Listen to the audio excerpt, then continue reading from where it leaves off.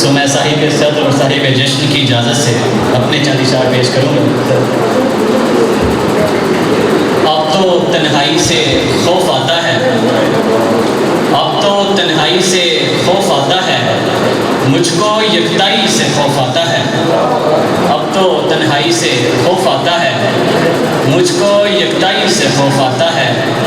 खाक को खाक से डर लगता है, खाक को खाक से डर लगता है, भाई को भाई से खौफ आता है। खाक को खाक से डर लगता है, भाई को भाई से खौफ आता है।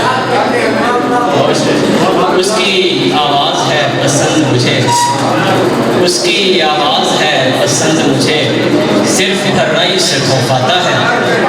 उसकी आवाज़ है पसंद मुझे, सिर्फ हर्राई से खौफ आता है। आप कैसे उड़ान भर पाएँ, आप कैसे उड़ान भर पाएँ, आपको खाई से खौफ आता है। आप कैसे उड़ान भर पाएँ, आपको खाई से खौफ आता है। और मैं उमर हूँ सो मेरे दुश्मन को, मैं उमर हूँ सो मेरे दुश्मन को, मेरी परछाई से खौफ आता है। मैं उमर हूँ सो मेरे दुश्मन को, मैं उमर हूँ सो मेरे दुश्मन को, मेरी परछाई से खौफ आता है। बहुत शुक्रिया।